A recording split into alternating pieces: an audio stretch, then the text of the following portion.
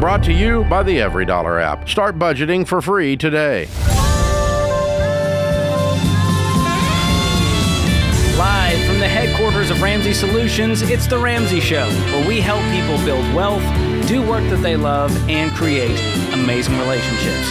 I'm George Kamel, Ramsey personality, joined by best-selling author and all-around good person, Rachel Cruze. And we are here to take your calls, America, at 888-825-5225. And George, I'm going to jump in as we start the show because it's a very special day.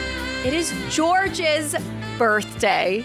George, thank you. Happy the crowd goes wild in the lobby. Happy birthday, George. Thank you. And thank you for this gift, Rachel. You used to leave $100 bills on the desk. That's so kind of you. It's all prop money and everyone thinks it's real. It's all for you, George. I got that all for you. Hundreds the money may be fake, dollars. but the friendship is real. I appreciate That's right. that. But seriously, happy birthday. Thank you. And on a Friday. That's a great birthday. There's nowhere else I'd rather be other than at home on vacation. Okay, there's a lot of places I would rather be, but this is pretty good. I know. Well, happy birthday. Thank you. Well, I'm excited to take your calls. Make them good, people. Jennifer kicks us off in Washington, D.C. How's it going, Jennifer? Great. How are you doing? Thank you so much for taking my call. Sure. How can we help today? So I have, I'm a single mom. I just got divorced. And sorry. I'm working two jobs. It's okay. It's actually a good thing.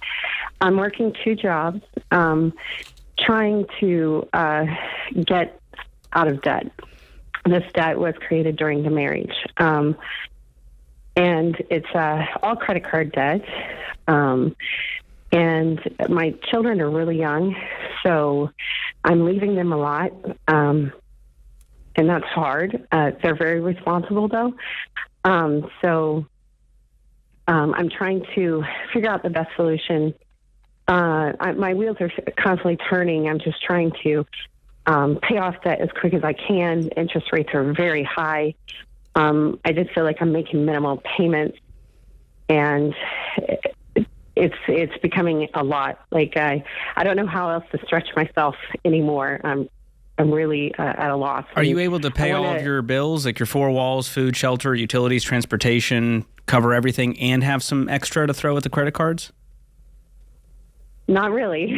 Okay. I'm barely making it. Like I juggle. So I juggle. 1 month I might not be able to pay the electric bill in full, so I take a hit there, and then next month I can. So, what do you do for work, Jennifer? I'm a department supervisor for Lowe's. I just got my first job after marriage. It was a very abusive relationship. So you're new to the workforce. I'm so sorry. Here. Stepping out. Well, I am. I'm proud of you. That's great. What are you making? Thank you. I bring home, I just started bringing home around $3,000 a month. And then I work a second job as well. I make gelato on the side because it's very close to my home. So I can be quick to church. I can be quick to my children's school. I can be quick to home. So I keep myself like in the... Yeah, how much more do you make with the side job? I make between $100 to $300 a month. A month. Okay. And how many hours is that? That one I work generally 8 to I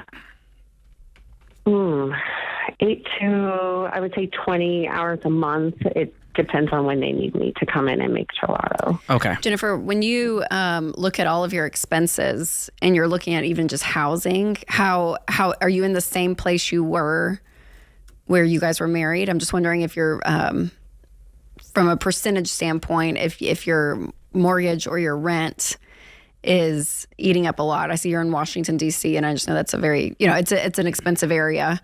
So I'm curious that part of your budget. Yes, absolutely. This area is extremely high. I can't move currently right now because that would take a lot of orchestrating on my part to leave. It would also create probably medical, legal bills because my ex I've entertained the idea he will not have it no matter. So you have to stay in the area due to the agreement? Yes. So how much is though do you own a home or are you renting? Renting. Okay. What's your rent every month? $28.50. He currently pays that. Okay, he pays it. I was going to he's paying say. it. Okay, yeah. I can see why things are tight here. All right, so how long is he going to pay that rent for the foreseeable future? He has been threatening to not pay it this coming year. So does he have the legal right to do that? Yes, because I was kind of afraid, so I didn't fight him in court at all. I was moving with even putting chairs up against my doors. Just oh my goodness! I was really afraid of it. Are you safe now? Yeah. I think it was mental more than anything. I'm feeling now that I'm further away, I'm gaining strength, and I'm not seeing him as such a threat, but we still keep, So Jennifer, it's still there. Yeah. I feel what I would tell you after listening to your story and how fresh all this is, I would, yes, we want you to pay down debt. Because how much credit card debt is it? It's $38,000. Okay. And I pay it constantly. Yes. So I want you to have a level of security in where you're at. And doing that is making sure your four walls are covered. So when you said we don't pay I'm not able to pay the electric bill some of the months, those months Visa doesn't get paid. Like taking care of your necessities, food, shelter, utilities, and transportation is vital, Jennifer. Like making sure that those things are covered. That your lights aren't going to be shut off. I mean, these are basic needs, and those things get paid before the credit card. And what I would do is I would call the credit card company. Is it in one card or multiple? It's multiple. Yeah, but it's the total of it. I would call each of them, and I would just tell them your situation and say, here's what's happened in the last 6 months, 3 months, a year. I'm not going to have the money to pay for this. And so what kind of plan can you put me on? I want to pay you back. That's my goal. But this is not going to get paid right now. And I would do as much communication on the front end because, again, making sure that those necessities are covered, those four walls, I think is crucial to your situation. And then, Jennifer, I do think it's so fresh, all of this. It's going to take you time. This isn't going to be something that's going to be obviously like an overnight thing. You may not be able to be gazelle intense like you want to be. That's right. You might just be crawling for now, yes. And that's okay. And that's okay. And being with your kids, healing, like all of that is okay, Jennifer, for a time. Like, so give yourself the permission to breathe, right? I mean, you've gone through a horrific situation. And so healing from that, don't feel like you have to take on the world and do everything. And so maybe the money plan is on pause, but I don't want you getting behind on your bills. And bills meaning the rent, or it's not rent because he's paying for it, but actual life expenses. That's right. Making sure that those are covered. And then if there is extra, sure, absolutely. We're going to be throwing it at the smallest debt. But I think giving yourself room to breathe and to say, this has happened. It's going to take me a minute. Don't feel like you have to be the hero in the situation right now because it may just be you healing. Yeah. And you mentioned church. I would make sure that your church community knows what's going on and have them wrap their arms around you, see if family can help out. It's okay. You're strong, but it's okay to ask for help too. So hang on the line. I'm going to gift you Financial Peace University and EveryDollar so we can walk you through this mess.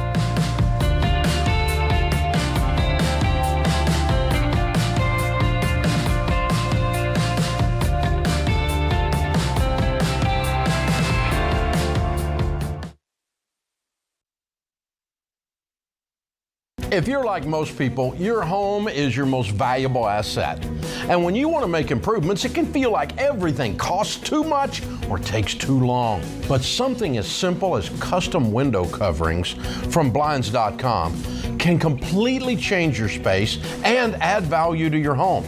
We've recommended Blinds.com for over a decade, so you know you can trust them. From blinds, drapes, and shutters to motorized shades, they make it easy and affordable to upgrade your entire home, and their team is ready to help with everything from design consultation to measuring and installation. Plus, there are never any misleading quotes or hidden fees. Everything's backed by their 100% satisfaction guarantee, and shipping is always free.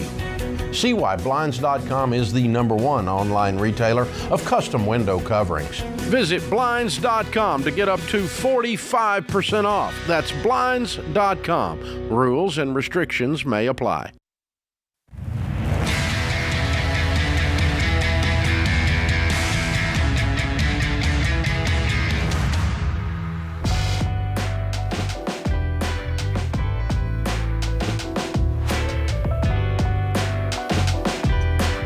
Welcome back to The Ramsey Show. I'm George Kamel, joined by Rachel Cruze. Good news for those of you that like to have money. The Ramsey Cash Giveaway is here, and you could win one of our $500 weekly prizes or the grand prize of $3,000 that I'm holding. You get this exact... No, you actually get real money. This is prop money. Real money. We'll give you real money. Okay, so George, question: $3,000. Okay. If you had to give 1,000, save 1,000, spend 1,000, where would it all go? Oh, that's a great question. There you go. Okay, threw that out there. To give 1,000, I think it would, if I really just generosity to a nonprofit, a church mission. What type of nonprofit? Yeah, what would it be? I'm a big fan of Charity Water and the way they do business and their mission, so I'd probably do a one-time lump sum to Charity Water. Okay, where would you save it or invest it? I would invest it into Mia's 529. Oh, what a dad of the year. We got to set her up for success. I love it. Because we're doing fine now, and we want to make sure she's set up well. That's great. And then spending $1,000? Yeah, where would you spend $1,000? Honestly, my dream would be just like a shopping spree at Costco. I would buy 4 things and $1,000 would be gone. And be done. No one can tell me what to buy. No, that's right. And you get to go do whatever you want. That's my dream. Okay, that's good. It's a sad dream, but it's mine. That is How about you? Do you have that? I wish your dreams were greater, George, but we're going to take them. We're going to take them. $1,000, it's not going to change your life to spend that much money. Yeah. Fair, yeah. I would give to... there's multiple organizations around foster care in Tennessee. So I would be giving to those to be helping families in foster care, be able to give diapers, strollers, whatever families need. Yep. That's where I would give. Tennessee Kids Belong. It's a great organization. I would save it. I'd probably put it in the high yield savings account because we're building a pool. I don't know if you heard. Yes. So I think that's technically saving. Yeah. Because it'll be down the road. Soon enough, but we're saving still. Maybe it'll buy some of those in the water chairs. Those are I don't know. Yeah. But that'll be down the road. So that, and then spending, I would do half clothes, half 2 great date nights out. Oh, that's I think Winston would appreciate that. Yeah. I'm such a giver. I should have said 1,000. I would give it all to Whitney to buy, I don't know, a purse or Skims or whatever the kids are wearing these days. $3,000 goes a long way. That's it goes legit. a long way. So if you want $3,000, how do you get it, George? Well, all you have to do is go to RamseySolutions.com/giveaway, and you can enter every single day to increase your chances of winning. It takes about 15 seconds to do this. So this is a great hourly payout if it works out for you. Right. And for a limited time, when you're there, you're going to see a lot of bestsellers that are 20% off, like Dr. John Deloney's Building an On-Anxious Life, which is on sale for the very first time, his Questions for Humans Conversations cards, Baby Steps Millionaires, and more. So these make great gifts, especially for a grad in your life. And you can shop that sale at RamseySolutions.com/store. All right, let's go to the phones. Caleb joins us in Indianapolis. What's going on, Caleb? Hi, George and Rachel. I'm wondering if you guys think homesteading is at all financially viable, and if that's something my wife and I should pursue. You called just the right people.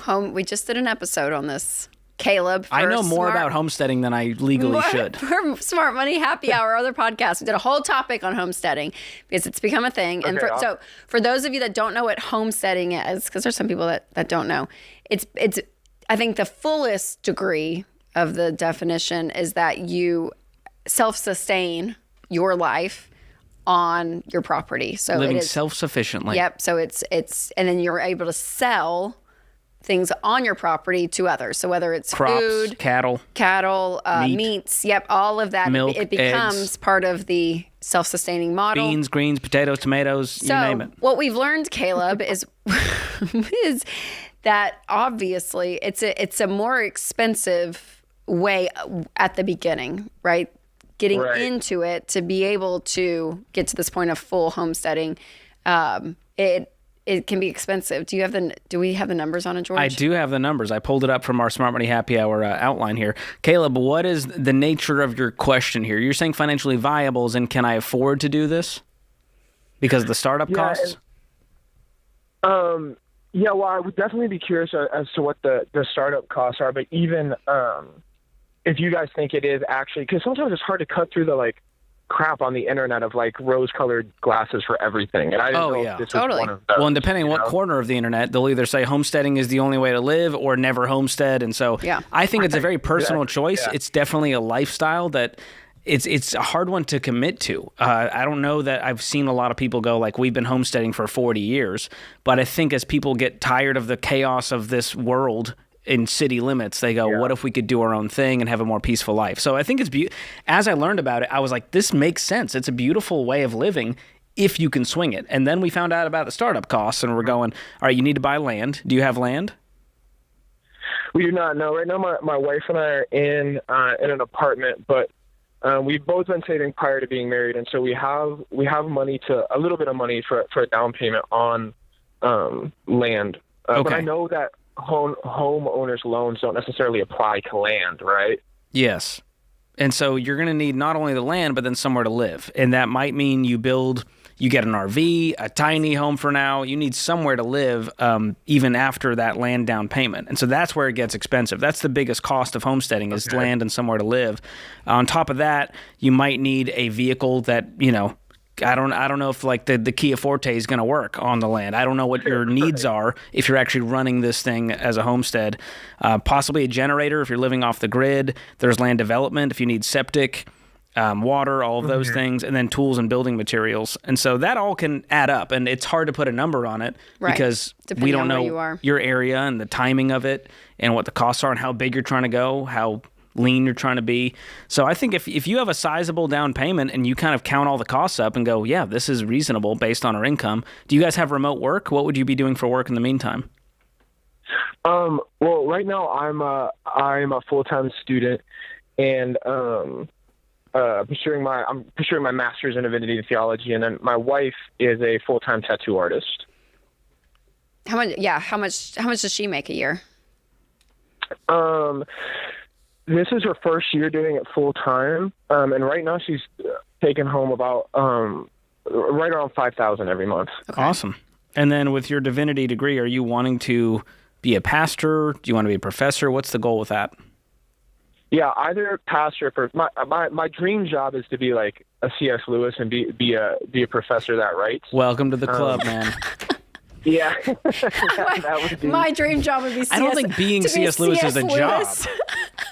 But you want to be a theological writer. The bar is high, Caleb. I think that's great. You want to be a brilliant theological writer. George just wants to go to Costco to go shopping. So like you're in a better mind space, Caleb. I didn't know being C.S. Lewis was an option, Rachel. Okay. Yeah. I love this, Caleb. That's what you could spend your $1,000 on, is being C.S. Lewis. if only. Yeah. So, Caleb, here's the deal. Here's my take. Can I just cut through it all? Please cut through it, Rachel. Because I do think, because I see it on Instagram all the time, and half the time I'm like, should we just sell everything and move? Like, I mean, right? Like, I think we all get to that place. Right, yeah. But what you're watching, if they're really doing it, is like really hard work. I mean, you're up at 4 a.m. I mean, you're a farmer is basically what it becomes. I mean, like, if you're doing it full time, like it is difficult. And you're usually, because you have land, you're far away from anything. It's going to be a 30-minute drive to the closest grocery store. I'm like, you take out convenience of your life for the most part.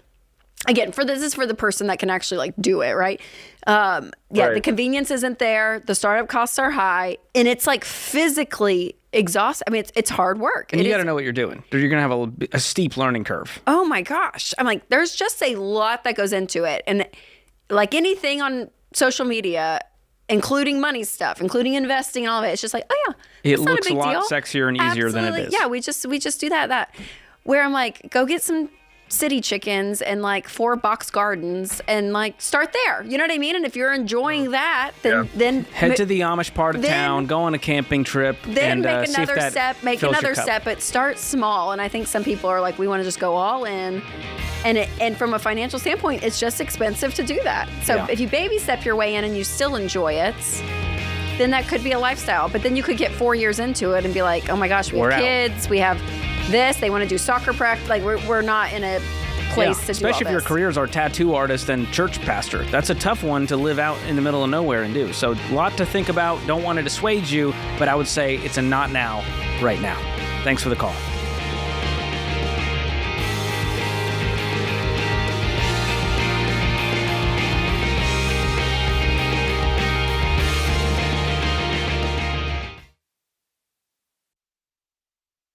I've been doing this show for over 30 years, and some of the saddest calls I've taken are from situations that are completely preventable.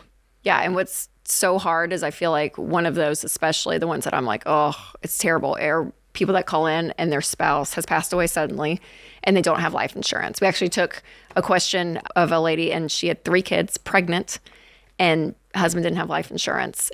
And I'm like, I can't even imagine. Or even if it was opposite, right? If a mom passed away, there's a dad with kids and trying to figure out, how am I going to afford childcare? How do I outsource some stuff that maybe she was doing? Like, and it just takes the grief and the sadness of something like a sudden death to a whole new level. Like when you have to think through, how am I going to pay my bills? How am I going to eat next week? Yeah, in the middle of all that grief. Like it's terrible. And so life insurance is the one thing, especially as a mom with 3 little kids, that I'm like so big on for people to get because it's inexpensive. Xander is the place that Winston and I actually get all of our life insurance.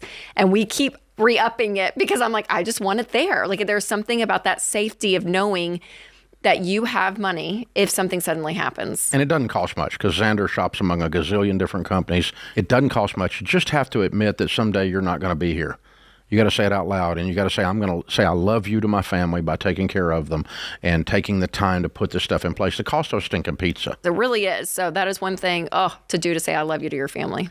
So we've used Xander for all of our family's needs for insurance for many years, including, of course, term life insurance. To get a free quote, go to 800-356-4282. That's 800-356-4282, or go to Xander.com.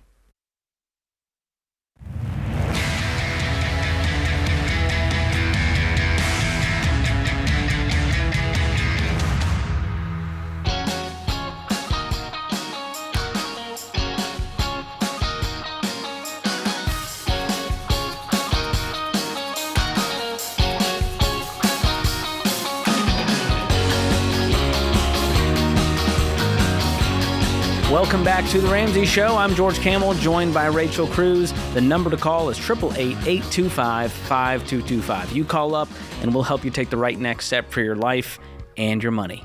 Clark is up next in Salt Lake City. What's happening, Clark? Hey, George, happy birthday. Thank you so much, sir. How are you doing? Doing well. Just figuring out how to get out of this mess that I made.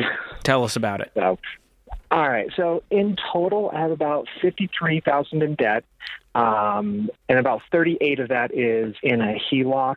I got 10 or 9,000 on a new roof, 4,000 on a credit card, and about 1,500 in medical debt. I just finished up baby step 1, and I'm looking to tackle all of this, but I guess my concern is that with my HELOC, it was a 100% loan to value, so the interest rate is a lot higher. It's actually sitting at about 14%, and I'm feeling that every month. Is that variable? And so, because generally these are variable. Well, actually, I'm not sure. I actually think it might be a variable. Because HELOCs are generally variable. The home equity loan is generally going to have a fixed rate. And so that's something to watch out for as well with these awful traps. Yeah. It can go up from here, is what I'm saying. Yeah. So I guess, does the baby steps still apply with how much I have in the HELOC? Does it make sense for me to attack that one first so that I can get rid of the most amount of interest payment per month? Or I guess, what would you do in this situation?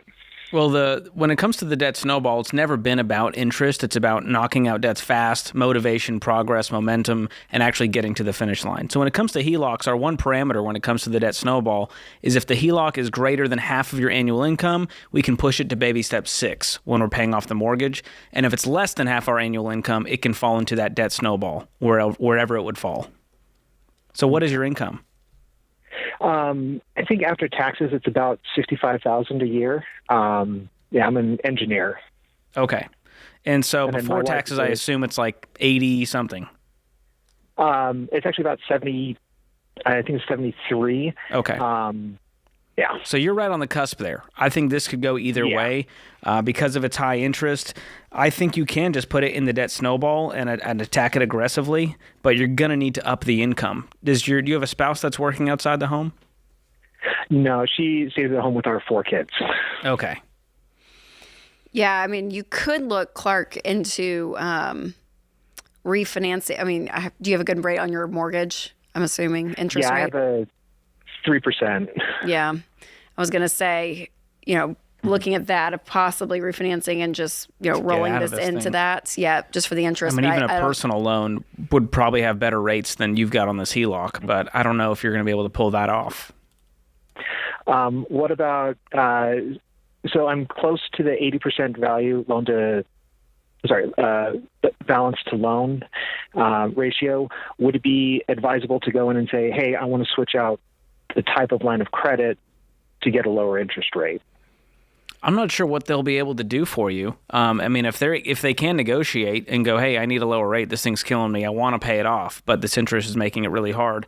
I don't know what they're going to say, depending on the company and, Yeah, and where you got it. Yeah, you could definitely ask Clark. Can't hurt. Those questions. They're not going to raise it because you asked. Right. Okay. But no, I would still stick though with the methodology of just paying off. You'd pay off the medical debt, the $1,500 first, and I would go down the line honestly still with that, even though this is a huge loan with a really high interest rate. I think getting those other things out of the way is going to help free up some of the income of those minimum payments that you would have been paying once the smaller debts are paid off to keep aggressively tacking it. But again, I mean, I would run some numbers and just say, okay, again, I don't want you to lose the great interest rate because how much do you owe on your house? Just about 300.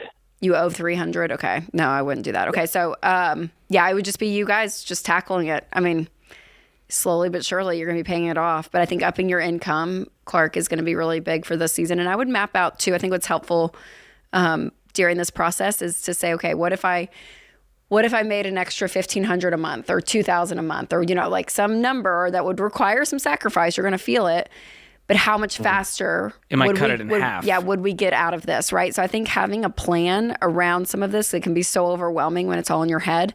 But start mapping out some plans and with your wife and, if there's anything she could even do, I don't know, to bring in anything extra. I mean, even some, stay-at-home moms, even like from the grocery standpoint, I'm like, some of them are like, hey, I can find an extra $300 a month if we go like really tight on the grocery budget, right? I mean, like there's different things that even she could be looking at to see, hey, what can we trim to be able to throw some extra cash? Yeah, But the magic word is margin here. So you can only find that two ways, is making more and spending less. And I would try to do both aggressively to see what kind of margin you can create.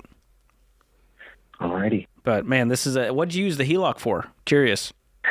So I got frustrated with all the student loan crap, and I was like, I don't want to deal with that. And I was debating about buying an investment property. I was just trying to do all the things all at once, and then I was just like, I'll just wrap it all up and pay it off in that way. So you paid off this your was student formal loans debt. by moving it to a higher interest debt. yeah, probably one of the dumbest decisions I've made. And so, hey, we've all done with zeros on the end. It's only really stupid if you do it twice. And so you've learned your lesson here. It's a stupid Clark tax. won't do this again. Yeah, and unfortunately, you realize that moving debt around doesn't actually solve it, and sometimes it makes it worse, like in this case. And it's one of the reasons I hate HELOCs with a burning, undying passion. And they're marketed as these wonderful tools to set you up for freedom and help you do all of these things, and it's just not true. It's just another a rose with thorns by another name. So, Clark, I wish I could snap my fingers and give you a magic trick to get out of this, but this is just going to be a lot of hustle and grind and getting the income up and sacrifice for the whole family for the foreseeable future, for probably the next 2.5, 3 years. Okay. All right. Well, thanks for the motivation and the help out. All right. Yeah. That's what we do around here, Rachel. I feel like a doctor who just gave him the diagnosis. I know. I'm like, bye, Clark. I'm like, Have you got gout. Have a good weekend. Best of luck with that. You know, but it is hard. Well, and it sucks too because so much of personal finance, it's so personal, and so much of it is, for the most part, it's us choosing it, right? Like when there are bad money decisions or choices, it's because we made them. And so I think part of it is swallowing that pill of like, well, crap, I did this to myself. Like I did this, you know? And kind of like that feeling of what probably Clark has a little bit. But Clark, we're cheering you on. And here's the thing too, Clark. We see people weekly on the debt-free stage doing their debt-free screams. And so much of them during their debt payoff, they say that we started at $55,000, we started at $73,000, and went up to $110,000. Whether they got a raise at work, something happened in life, they took on extra work. But that income, for the most part, always gets raised. It's rarely been like, well, I got increased. A $2,000 raise over those 2 years. That's right. They increased it double. Yeah, I mean, like some people where they find even a whole other job, you know, for it. So, anyways, it's just. It's still doable. So don't lose hope, Clark. I mean, we see it, but it does. It takes some work, but map it out. Have a timeline. I always feel like that's helpful because you're like, here's when we'll get out. Even if it's 3 years, at least we know here's a date we're shooting for. We have a goal and we just got to make it to that goal. And we know how fast time flies. You know, I'm like a year ago, you're like, wait, what? It's been a year. The year is going to pass either way. Yeah. So where do you want to be a year from now? That's right. Exactly. But in that moment, you're like, oh my gosh, a year of sacrifice. You know, it feels like yesterday it was 2014. I know. It's just like yesterday. You know, last year you felt 34, George, and today exhausted. 35. You ever just wake up with like a back issue and a crick in your neck just from sleeping? I know. I hear your 40s, it gets worse. We don't know. Neither of us know, but we hear that. Looking out to a 40-year-old right now. Well, that is how it goes. Do you hope Randall calls this hour? If Randall calls, I will lose my mind. If you all know about Randall calling the show last week. Randall's a birthday appearance. I don't know. We'll see. Only time will tell. Can't make promises. Vivian may have a inside. We'll see. One of the reasons to stick around on the Ramsey Show. We'll be right back.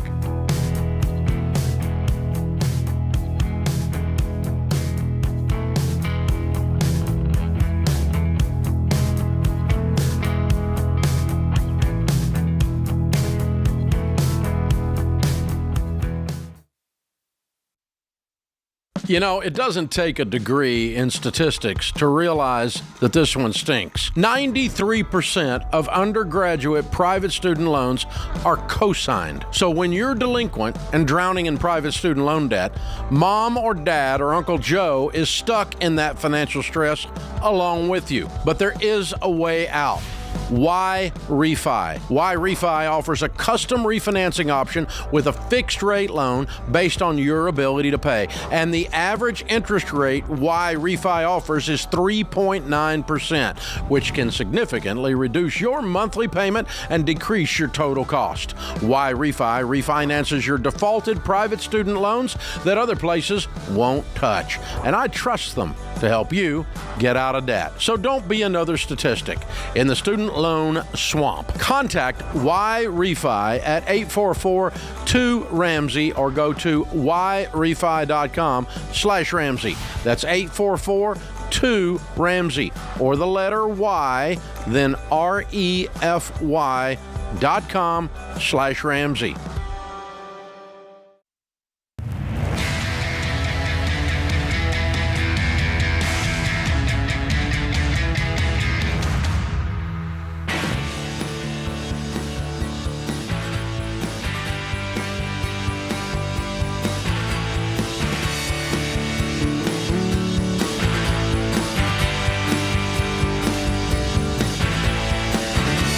Welcome back to The Ramsey Show. I'm George Kamel, joined by Rachel Cruze.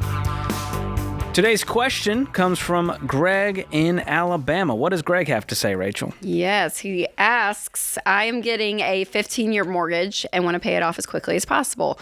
What's the best way to do that? Should I make an extra payment of as much as I can afford once a month, or is it better to pay a lump sum once a year? Ooh. That's a great question. Well, first of all, Greg, I love that you went with a 15-year mortgage, a very difficult choice in today's mortgage environment, but it's the right choice because you're going to save so much on interest. You generally get a lower rate than a 30-year. You're paying it off in, worst case, 15 years, which is beautiful. And he wants to pay it off quickly, which we found, Rachel, in our millionaire study. The average millionaire paid off their home in 10.2 years. The average baby stepper following the Ramsey plan pays off their house in 7 years. In 7 years, I know. So it's incredible. And So the way great. they do it, if you're asking here, should I make an extra payment as much as I can afford once a year? There's all these, TikTok strategies that are stupid out there. And the simplest way is when you have the money, pay it toward the principal. And for us, when we did this, it was every single month we set a specific goal. And we wanted to stay consistent. Extra, yeah. And if we could even up that goal every month, it was even better. So it might be right now, extra $500 is what we can do. It might go up to, we're going to double the mortgage payment every month for the year. You might even get to triple, depending on what your mortgage is. And so set a goal that's, we talk about baby steps. When you get out of 1 through 3, you go from intense to intentional. Yes. So it doesn't have to be gazelle intense, but I like having an actual payoff date goal. Yeah. And if we do that, we need to pay this much off, very similar to baby step 2. Yeah. Well, it's almost like pay yourself a car payment, right? Like an $800 car payment of what you would have paid if you were still living in debt. And just, I think having even that, some type of picture, yes, in it. But yeah, it going to the principal and doing it. I wouldn't do it in a lump sum. We have found that it can be tempting if you have a lump sum of money. If you're like, I'm going to save this up over the year. And then you think, oh, well, the beach kind of sounds nice. What if we just took a little bit of that we would have put toward the mortgage and used it, or we need to upgrade this, or we want to do that, and there's a bunch of cash there. Savings plan. It's a forced savings plan. It's a great way of putting it. So I like the strategy. And again, just like baby step 2, you got to find ways to have more margin. So if you're only able to throw $100, we got to figure out how to make more by spending less or getting a side job, increasing our core income, all of that. But man, it feels good. Once you see that principal go down, look at everyone listening out there, go look at your amortization schedule. That's the nerdy word for the long list of, if you make this payment, here's how much it'll be. And use our mortgage payoff calculator at RamseySolutions.com and just see how much interest you'll save alone. And when we did that, it was encouraging because I found we're going to save $100,000 right, in interest alone. In interest, yes. Just by not giving it to the bank and paying this down sooner. And once you start to flip-flop the principal versus interest, you start to see it shift where you're now paying more in principal than interest. You feel like you can do anything. So good luck, Greg. Call us when you're debt-free. We'll celebrate with you. Autumn is on the line in Charlotte, North Carolina, up next. Autumn, welcome to the Ramsey Show. Hey, guys. Thanks for taking my call. Absolutely. How can we help? So my husband and I are starting a side hustle to, pay off debt and grow wealth and stuff. And we're not sure what to do with the SUV we have. It's the last debt we've got besides our home. And right now we're paying $2,000 a month on it. And we have enough savings where we could pay it off, but we don't really want to dip into that. We want to kind of hold on to that. So, because we're not really sure, what the future holds and stuff. What do you mean the future? Well, we make really good money right now, and we don't want to jeopardize that with the side hustle. But we also want to do the side hustle to make more money and especially, go into real estate, buying, selling properties and things like that. So what are the kind of boundaries with the side hustle? What would cause it to affect your jobs? I just don't think they would appreciate, I feel like they might worry about it taking away from, our job and stuff like that, which we wouldn't do. Are you at work present for the amount of time required? Are you getting your work done? Is there a non-compete that you signed? Right. There would be no issue with that, or anything like that. So, and have you spoken to your leaders at work about this and saying, hey, we're trying to get out of debt. Here's what we're doing? No. We thought it would be best to keep it on the down low. Because you what think are you what are you doing? What are you doing? What do you do for work, Autumn, and what's the side hustle? It's food service, administration, and the side hustle would be a real estate broker. Those feel very drastically different. Have you done the side hustle? Have you guys been doing real estate? Not yet. No. Oh, so it's just we've a done all dream. the classes. Okay. Well, we've done all the classes and everything like Do you that. have your It's license? something Did you get really- your license? Right. Yeah. Okay. You do have your license. And do you have Yeah. you have your broker's license? And what are you planning on Yes. doing with it? Selling real estate. Just as a independent part-time. agent within your own brokerage? With a firm. Okay. Well, number one, real estate is hard to do part-time as like a side hustle because of the amount of time it takes, the random schedule and hours. The good news is you can try to schedule around your, is this like an 8 to 5 type job you have right now? Right. Yeah. Okay. I mean, I think as long as it's not affecting your actual work and productivity, there's nothing wrong with this. You're saying you're making great money. You said that earlier. Is that through your main job? Obviously. Right. Right. Yes. Mm-hmm. Okay. But you don't want to do that long term. You don't enjoy this work. Partly, it would be great to be able to do both, because we, once upon a time we talked about buying a second property where we like to vacation and financing it and whatnot, and decided not to do that, after listening to you guys. But so we'd like to pay off our mortgage and then, purchase other real estate and whatnot, either to flip or, to So rent. you're and things excited like about that. the idea of working in the real estate world at some point. Yeah. What's left on the SUV? Loan-wise? $38,000. $38,000? Yeah. How much do you have in savings? About $29,000. Oh, you said you had enough to pay off the car today. Well, in one account we have that, and then another one we've got about $18,000. So I mean, we could pull from a couple different accounts. Well, I'm going to encourage you, regardless of the side hustles, I would pay off the car today. You guys don't have, super unstable jobs where you're about to lose your jobs tomorrow. I would go ahead and pay off the car today, quit paying interest, free up the car payment. That's going to put you in a much better position and allow you to not have to work the side hustle. How much do you guys make a year, Autumn? It's a potential about $295 gross. About Potential, is that what you? That's with potential bonus and whatnot.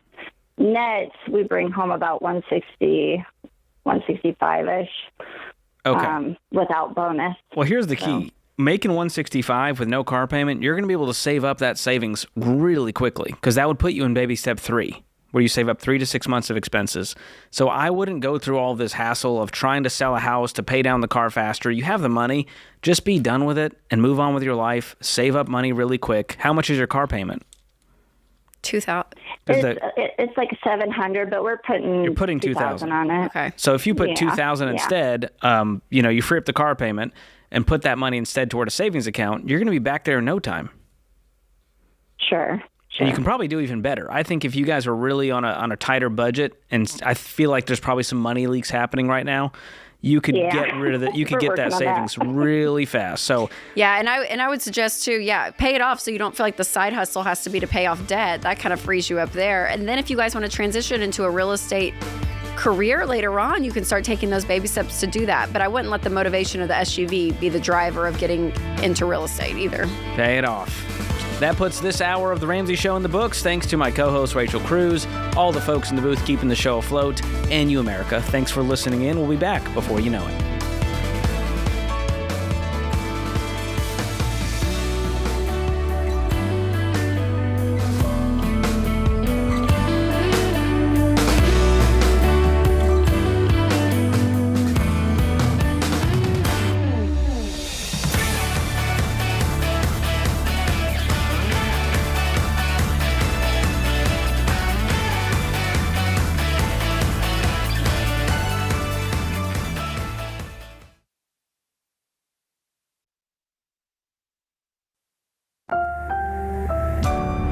Brought to you by the EveryDollar app. Start budgeting for free today.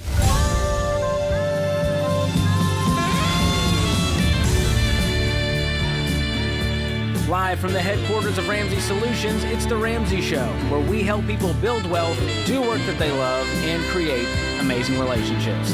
I'm George Kamel, joined by my co-host Rachel Cruze, who's also the co-host of Smart Money Happy Hour. So be sure to check that show out. If you enjoy this one, you might even enjoy it more. Who knows? Who knows? We have a lot of fun on that Big show. question mark, but it is fun. And our recent episode was all about how birthdays and parties and gifts have gotten out of control in today's world. That's so right. It's a fun one. Are you setting me up for No. a birthday? I'm not doing anything. Happy birthday to George, though. Thank you. Because it is his birthday today. George, happy birthday. I thought it was apropos. After Smart Money Happy Hour released yesterday, the birthday today, we're on the show. There's so much the happening. stars have aligned. So much is happening. So great. Give us a call, 888-825-5225, and we will give you our best advice. And remember, it's free, so take it all with a grain of salt. Olivia kicks us off in L.A. What is happening, Olivia? Hi, thank you so much for taking my call or my question. And my question is to give a little backstory. My husband and I, we got married very young with little knowledge or actually no knowledge of how to handle finances. And we've kind of stumbled through life, through marriage, through children, through buying our house. And although we've always wanted to tackle it, it's kind of complicated because when we do discuss it, we get into arguments of, well, you bought this and you did this. So I've kind of had a hard time communicating with him. And it's gotten to the point now that I think it's more peaceful if I just try to do things on my own the best that I can. And we both work. So I'm wondering if that's possible and what you would recommend to do. Yeah, it's difficult. And a lot of couples find themselves, Olivia, in your exact situation because it is a touchy subject. And especially, you just said, like, we got married young and we're just kind of getting through these big parts of life. And what we find, Olivia, very often is that it's not usually a money problem. More than likely, there's a marriage issue going on. And I wonder how you guys communicate about money. Do you communicate about other things in life in the same kind of pattern or tone? Right. I would agree with that. And I've also suggested that we seek marriage counseling. Yeah. And he's kind of just like, well, he doesn't say, yeah, let's do it. He's just like, huh. And then changes the subject. So at this point, I'm like, well, if marriage counseling is not important or you're not recognizing that we need it, how are we going to move forward? Yeah. Yeah, and I think that's where a lot of people find a fork in the road of just this idea of, oh my gosh, is this kind of the reality of where we're at in our relationship and in our marriage? And when one spouse is wanting to work on it and do it well, and the other spouse seems to just be apathetic to it, it's very hurtful, right? It's very hurtful. It feels like a level of rejection of, you're probably asking yourself, am I not worth, putting the work in and actually having effort towards this? Have you shared that with him? Like what Rachel just said? The kind of the gravity and depth of this, of how you feel about it? Not in those exact words, but I have had conversations where I feel that I could get more input and I just don't see the effort. Yeah. And it turns into, well, you're always unpleasable. Anything I do doesn't satisfy you. Yeah. And I've come to think that maybe I have extremely high expectations. No, it's his immaturity. It's that, but also he doesn't want to change. The way you're confronting him, though, Olivia, it is pointing fingers. I want more input from you, and to him, and I want you to stop saying what you want from him, and I want to start talking out of Olivia. What is Olivia? What is Olivia feeling, and what does Olivia want? Hey, I feel very hurt. I feel isolated. I don't feel like we have a partnership. I don't feel like we have a marriage. I feel like I'm doing this on my own. I don't feel like you care about me. And I'm in a place that I want this to be better. I want this to be better. And this is where I'm at. Would you consider, X, Y, and Z, going to marriage therapy? Would you consider sitting down and doing a budget? Because I think what ends up happening not that you're meaning to, Olivia, but I think it can be so easy, even in a nice tone, to point the finger of this is what you're doing wrong. So he automatically is going to be defensive and say, well, this is what you're doing wrong. And it's this back and forth game that you guys have been playing versus just owning your own perspective and what you're thinking and feeling about you and less about him, if that makes sense. But that could be a starting place. But I think that's one of the best things that you can do with your spouse. And it's very vulnerable and it's very scary. But when you do just say, here's what I'm fearful of. Here's what I'm feeling. Here's what's causing me to lose sleep at night. Right. I mean, like there's so much, right? When your marriage is in a level of like, man, this is just not fun. This isn't good. This isn't what I thought marriage was going to be. And not even that, because sometimes we can have unrealistic expectations in general. And I think asking him very point blank, hey, I want to set up an appointment in 2 weeks with this marriage counselor. Will you meet me at the office at 2:00? You know what I mean? And like be pretty bold with it, because I think once you guys get on the same page, I think you're just missing each other. And I think that happens a lot, George, with couples. Especially when they've had a pattern of doing things a certain way. It becomes even harder to change. How long have you guys been married, Olivia? It's going to be 20 years in January. Oh, my goodness. And you know what my therapist calls it? Because Winston and I, we do marriage counseling. We do individual therapy. I'm all into understanding yourself and work, because I think it's so helpful to give the tools. But she always said it, she called it your dance. And Winston and I have our dance. Like we have our thing that you kind of just end up going back into when you're not even aware. And you look up, you're like, oh my gosh, we're back in that same dang pattern. And when you can get to the point, Olivia, where you can kind of laugh at it, that's where Winston and I are. I'm like, oh my God. Well, you're so self-aware. Yes. You can see it happening. And you can pause and use new tools that you've learned, because we're all trying to, in some ways, manage our way through life, right? And so there's things that you've learned to protect yourself. I mean, there's a lot there. There's a lot there, Olivia. And the way you grew up, the way you know, the mistakes you've made. And then once you guys start those healthy patterns on your marriage, then suddenly when you're like, babe, the money is stressing me out, he's able to be like, oh, okay, I hear you, because you're using a different way of, different language, different tone, different approaching, all different ways of life. But again, Olivia, just like so many people, I would encourage you guys, it's a marriage thing at this point. But to give you a quick, you called into a money show. So, and I'm not a therapist. You're not a therapist. So we will not claim. Rachel's way closer than I am. No, we won't claim that. But I would say to start off and just say, hey, don't point blame at him, but say, hey, can you help me with next month's budget? And Olivia, we'll give you guys Financial Peace University and EveryDollar Premium for a year. And do a mock budget on EveryDollar, and then just say, hey, I would just love your input. I would love for you to look over this with me, because I want to make sure that that my brain's not the only one in this. I want your input. I want to know your thoughts. Yeah, when he hears your input matters, it's a different conversation. That's right. Yep. Instead of pushing the blame, and hopefully that's a good jump start on the money conversation. But again, I think the marriage piece.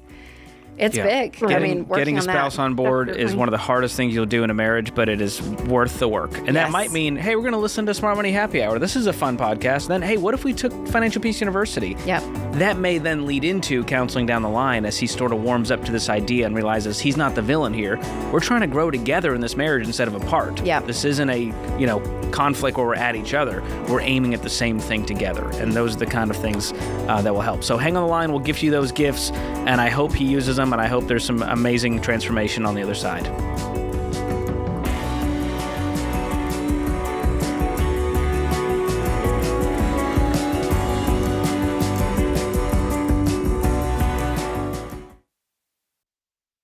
Hey guys, it's Rachel Cruze here to tell you about a faith-based alternative to health insurance that can make healthcare more affordable. Christian Healthcare Ministries.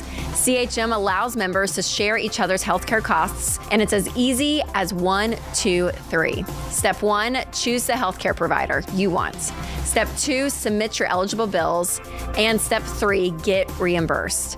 CHM members take care of your eligible medical bills. With no networks and the freedom to choose your healthcare provider, CHM is the best option for Christians who want to take care of their families and help other believers. Find out more at chministries.org/budget.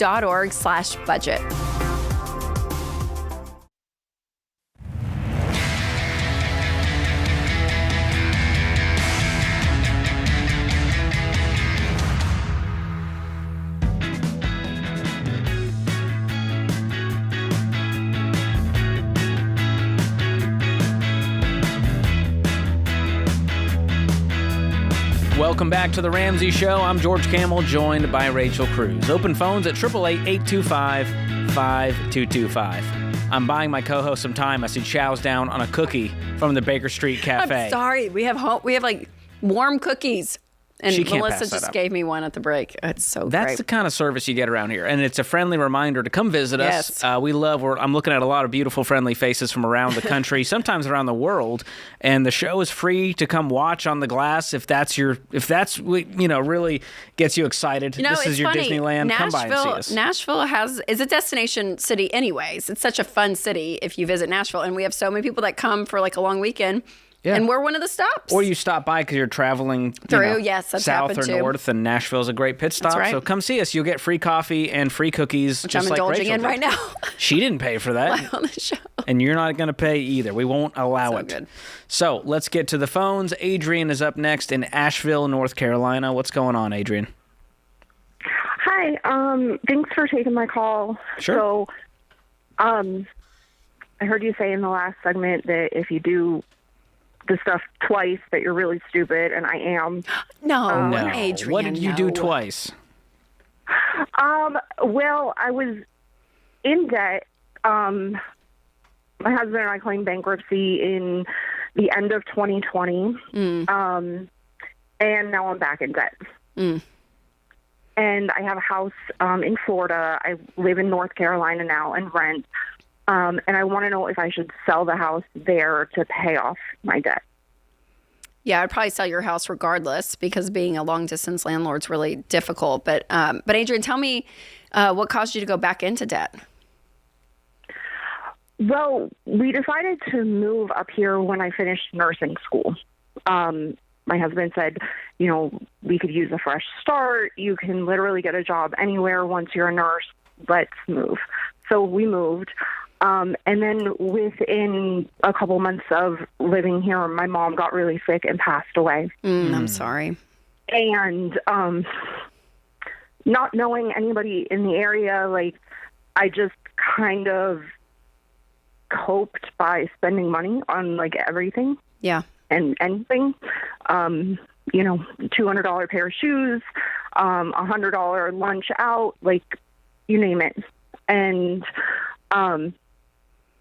then some other things happened over the past couple of years. And so I'm just ready to get out of debt.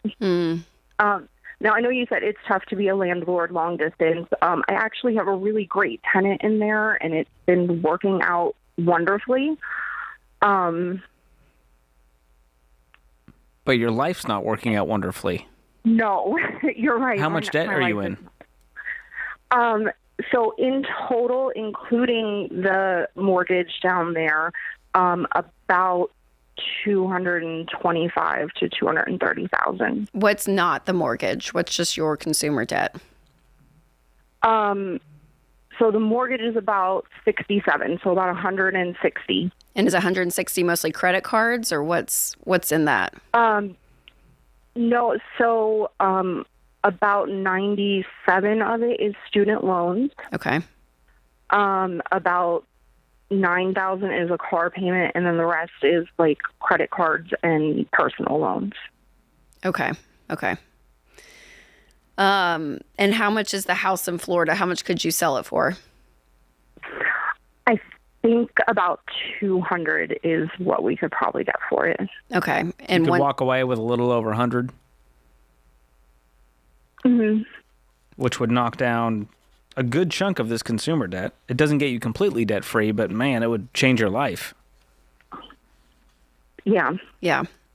I mean, so Adrian, I would do that regardless of where you were financially. I think it's going to be really wise for you to do it because of where you are financially, but also recognizing that, so much of personal finance, it's behavior, right? And it's us that is we talked about this in an early segment. It's we make the choices on what's going on with our money.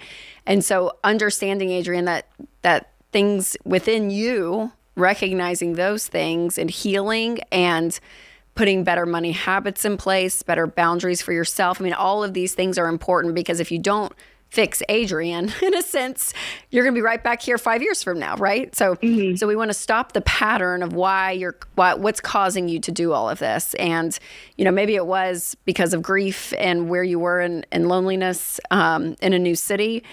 But I also would just be very aware that this is going to be a gift to you, this margin to be able to swipe out so much debt. But it also is not going to could potentially not cause the habit transformation that needs to really happen. So just being aware of that. Is your spouse on board with this plan? My spouse kind of leaves things up to me. Oh. Your spouse what? They kind of leave things up to you? Like, so if you said, hey, I'm gonna sell the house, I'd be like, okay, whatever you want to do. Yeah, basically. I know that's crazy. But, how much do they have any debt? That debt's like ours combined. Okay. I want them to care more than just going, whatever you want to do. I want some buy-in here.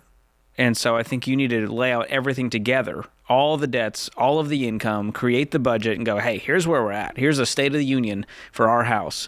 And part of the plan is selling this house. And the byproduct of that is we're going to be able to clear all of the student loan debt in one fell swoop, maybe the car loan. And then we're going to start attacking these credit cards and personal loans. We make $150. We're going to attack the $60 within 8 months. That's the level of detail you guys need to have together. Mm-hmm. What is your household income? I would say about $160,000. Okay. I was almost spot on. That's amazing. I just had a feeling. And both of you are working full time. Yeah. So think about that. You clear all of your student loan debt, sell this property. You're making $160. How quickly could you pay off another $60? Freeing up all those payments. It's going to happen like that. We're talking less than a year. Quickly. And so set an aggressive goal, and both of you are working toward it. You're both marking down the debt-free chart. This needs to be a group effort. I don't want you taking this on your own just because they trust you. Okay. It's going to be easier and more fun and help you grow in your marriage and the communication and help you avoid ever getting into this again because both of you felt the sacrifice. Both of you saw the progress, and you can't unsee it. And that's going to help you transform so this never happens again. Okay. We also have... Sorry, I can't hear you, Adrian. Speak directly into your phone. Oh, I'm sorry. Can you hear me? Yes. Okay. We also have a daughter who is graduating in a couple of weeks and is wanting to go to college in the fall. Okay. Have you talked to her about a plan to do that without debt? Not really. Okay. Well... I'm not sure how to approach a plan for that. Well, step one, you can go watch Borrowed Future for free on our YouTube channel, and that will be a great conversation starter. We'll lay out all the facts, we'll lay out all the stories, the inspiring ones, the heartbreaking ones, and I guarantee she'll have questions at the end of that and say, oh gosh, Mom, I don't want that to be me. What can we do about this? Then you guys can formulate a plan together. And Adrian, I think it's a very honest conversation too of what debt has done in your life. It's created stress. It's created a wedge possibly within your marriage. I mean, this is like, it's not produced good fruit in your life, right? It has been harmful. It has not been helpful. And to guide your 18-year-old and showing her and talking to her that it's just not an option. You are not going to sign and co-sign a loan for student loans. You're not going to do that to your daughter. You're not going to put her and start her off on a foundation of which you're trying to get yourself out of. So like the intensity too of the situation needs to be very much communicated to her. And I know she wants to go to college. She may not have the money to go to college, and that's okay. Maybe she takes a gap year. Maybe she goes to community college. Maybe she applies for scholarships and grants. Maybe she looks for an in-state school that's less expensive than going to, off to college in another state. Like, you can start having these conversations with her, but you're in a real, moment though, Adrian, of your own story, your own relationship to debt, and she needs to know about that. Like, that's a gift to her, and you're not going to stray her down that path as a mom. You love her too much to do that. That's the conversation I would have.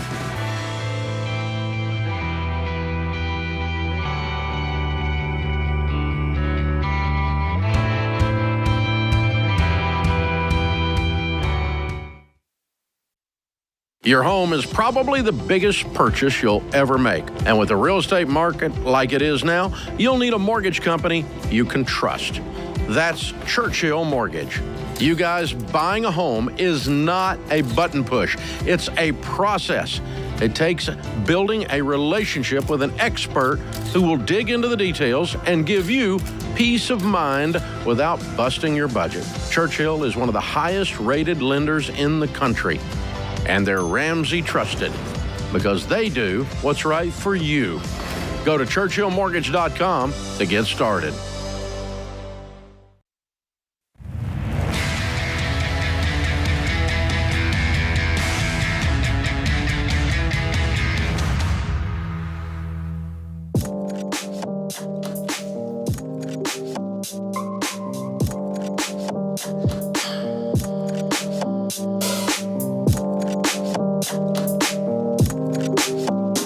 Welcome back to the Ramsey Show. I'm George Kamel, joined by Rachel Cruze. Open phones at 888-825-5225. Well, Rachel, we get a lot of questions about investing.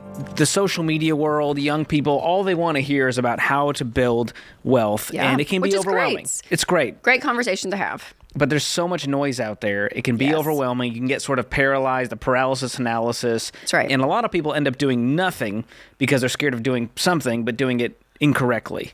And so I want to set them free today with some teaching on this, on kind of the primer for building wealth. And research has shown that a lack of confidence in making these decisions, it's a primary reason why people don't invest. So we just need to bring them some literacy and some hope that it's way easier than they think. So here's what we're going to call it: keep it simple, stupid. You ever heard of that? The KISS method? KISS. That's what they call it back in my day. So investing is a long game. You're not trying to time the market and buy single stocks. You don't need to be a prodigy. And everyone is a first-time investor the first time they invest. That's right. So it's okay. But before, there is a prerequisite. If you know the Ramsey plan, you've got to be in the right spot in the Ramsey baby steps. So we've got baby step 1, start our emergency fund. Baby step 2, paying off all the consumer debt. Baby step 3, fully funded emergency fund. Then comes baby step 4. Investing. Yep. Make sure you knock those first 3 out. Otherwise, it's going to be much harder to invest. You're going to add a lot of risk and stress into your life. But and once even you're those, there... Well, and even those who are investing now and still have consumer debt, when you're paying off debt, we would even say to pause investing too. So truly, those first 3 steps are just like one at a time. You're doing nothing else but those. But then you get to baby step 4 and you get to start investing. You start building for the future instead of paying for the past. Yep, so that's this right. is where it gets exciting. Yeah. So the first thing to really think through is, what are your goals? What are you wanting to invest for? Are you investing for retirement, knowing I'm not going to see this till I'm 60 years old and I'm putting money away because I'm going to, I want to retire at 60 and be able to cash everything out and be great, or not cash everything out, but, live off those investments. Is it that you want to maybe open up an index fund or a mutual fund and put some money in month to month because you're looking out in the future and you're like, we'll probably be putting a down payment on a house maybe in 4 to 5 years. I don't know, but I want to be able to get to that money without penalty. So, I'm doing that. Is it kids' college? Are you investing for kids' college in a 529? So again, mapping out why you're investing and kind of what those goals are will help really take a really broad subject and narrow it down for you to know what lane you're wanting to invest in. And that why will keep you focused, an eye on the prize, instead of sort of getting a little starry-eyed or pulling your money out when you go, no, this is for this purpose. Yeah, this because just so you'll know, we define investing as 5 years or later, right? Or longer. That's investing for us. Savings is more short-term. You're saving for something in the next month, 2, 3, 4 years. But when you're talking 5 years or more, that's where you're like, okay, we can start thinking about this investing That's idea. because there's less risk for you to lose money in the short term versus long term. We know you're going to make it if you do it the right way. So the next step, once you've decided on your investing goals, you got to figure out how much you're going to invest. And your goals will determine this, but we recommend at baby step 4, putting away 15% of your gross household income into tax-advantaged retirement accounts. So simply put, this would be, I've got a Roth 401k at work. I'm going to put 15% of my income. My spouse will put 15% of their income. Together, that's 15% of household income. Yes. That's a question we get a lot. Wait, do I do 7.5 and she does? Oh, yeah. Nope, because 15% of yours and 15% of hers becomes 15% of ours, of the total. So that makes it real simple. I love that 15%. Don't overthink it. You don't need to do more at this point. You don't need to do any less. Keep it there and don't stop. Yes. And then also understand your investing vehicles. So you were just saying that, George. So when you're thinking about retirement, you guys do some research and figure out, okay, at my workplace, do they offer a 401k or a 403b? These are great investing vehicles to be in. Or is there even a Roth option within it? Because Roth means that it's after-tax dollars and the growth is tax-free when you take it out, which is huge. So if you ever see Roth, jump on that train. That's a good one. Or maybe, you're doing a Roth IRA, which is another great place to put your money. A really simple investment, honestly. And anyone can do that with earned income. So that's a good clarifying point. You're like, my employer doesn't have an IRA. That's outside of your employer. That's right. So 401k, 403b, those are employer retirement plans. The IRA, anyone can do if they have earned income. It's up to I think $7,000 this year in 2024 that you can put in. So they limit it. But again, that's another one. And so you guys, you can sit down with somebody, a SmartVestor Pro or someone, to open up, especially like something like a Roth or mutual funds or other things. But, you can also go to Vanguard and say, okay, looking into options. I mean, like there's ways to do this, but just know when you open up an account, which again, if you sit down with a professional, which we recommend, they're going to help you with this. You actually have to invest the money, because that's a mistake people make. They open up these accounts and they may put money in the account, but then they don't go and take that and actually invest it. You need to buy funds with it. That's right. There's an extra step there. So just remember that. It's just like a shell. You have a shell, but now you need to put some stuff in there to allow it to grow. That's right. So that's where it comes into choosing different types of investments. We've all heard of stocks and bonds. Our favorite of these is mutual funds or even index funds. The word fund is the key here. A fund is going to hold a giant basket of those stocks, which helps you diversify, and it doesn't put all of your eggs in one basket. And we may be beating a dead horse, as they would say, George. But I've never done that. Again, we're getting very simple here with this, but we want you guys to know this. Yeah, George does. He loves horses. Don't ever sell the horse. Alive or dead, I wouldn't touch one. Oh my gosh. Is within these accounts, your 401k at work, a Roth IRA, you're investing in mutual funds within that account. So just to be clear on that. Yes. And so the next step would be picking an investment strategy. And we've mentioned that good growth stock mutual funds, that's the way to go to invest for the long term, consistent growth. You're spreading that out among a lot of different companies. And even then, we recommend 4 different types of funds. And so we'll tell you more about that. I'll give you a great resource to check out. But the key here is diversification. That is why we do this. That's right. And then next, that'll be opening the account, kind of what we were saying earlier. So you're going to go and talk to your employer at work, and then you're going to remember this formula, match. Hold on. Oh no, I just messed it up. I messed it up, George. Roth. Nope. Match. Start with the match. Thank you. My gosh. Match beats Roth beats traditional. We got there. Oh Lord, have mercy. 5 words. On my soul. Match beats Roth beats traditional. So remember that formula, because that's going to help guide you to say, okay, what should I do first? So again, go up to your match in your 401k. If there is one. And so say it's 4%. Well, you have 15% you got to invest in. So you're going to put that. So that means you have 9% of your income left to invest. That's when you're going to go over to a Roth IRA, fund up to that. 11%. If you max that out. Yes. Good Lord. It's okay. Lord. The cookie is messing with her. I get an Americano, I get a chocolate chip cookie, and I go downhill. That's right. So 11% left. Go to your Roth. And if you max it out and you have more percentages left, go back to your 401k. But the beautiful thing would be a Roth 401k. That's what we have at Ramsey. Yeah. And so for a long time, that's what I was doing. It's just Roth mostly 401k, all of that. all 15%. We've got good mutual fund awesome. Options. That's the key. What should I do? All 15% of the 401k? Yeah, if you've got good options and low fees and it's a Roth, go for it. Yes. So that it's simple. Match beats Roth beats traditional. And again, this is regardless of the employer match. You are doing 15%. You don't do less because your employer has a match or they give you free money. Even if they give you free 4%, you still do 15%. Yeah, that's right. So the next step, the final step here is working with a pro to start investing and to keep learning. Rachel and I both have a SmartVestor Pro in our corner, as we call them. And the key here is you want someone in your corner who can educate you, who has the heart of a teacher, who can maybe help you avoid jumping off the ledge when the market's crazy, help you understand the trends that are happening, and give you a full plan, not just with choosing a fund, but what about estate planning and tax strategy? Yes. Yes. kids' college and making sure you have a holistic plan. Yeah, because in our world today, I mean, there's some stuff, I mean, Vanguard's a great example, that you can do on your own, right? I mean, very much so. But even if you do that, you guys, having somebody in your corner, and this is what Winston and I do, we meet every January with ours, to look at everything. They're looking at your entire financial life. And so I think that's so, so important that you're not doing this on your own, because if you're making big decisions, to have somebody that's, from the tax standpoint, I mean, all of it, just they're seeing your entire financial picture, I think is really, really important. Get that third party in there. So if you want to learn more, we've got a great article that we'll put in the show notes in the description that explains it all. It's called How to Start Investing, and it's on the Ramsey Solutions site. So go to the show notes, click the link in the description, and it's all free. We just want to help you guys build wealth with peace and confidence. I'm going to go drink more coffee, George. She needs it. This is The Ramsey Show.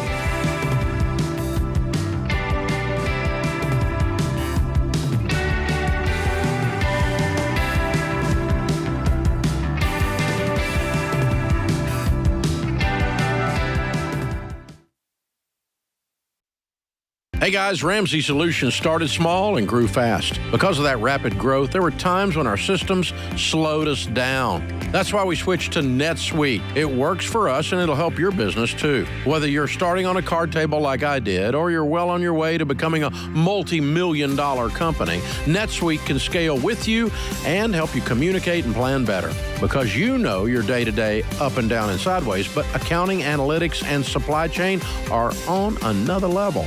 So maybe you're just not tech savvy. That can be okay. NetSuite will help at your speed and whatever your situation. More than 37,000 companies use NetSuite to know their numbers and their business better. So check out NetSuite today and find out how they can help you become the business you want to be 5 or 30 years from now. And right now, you can download NetSuite's free KPI checklist designed to give you consistently excellent performance at netsuite.com/Ramsey. That's netsuite.com/Ramsey.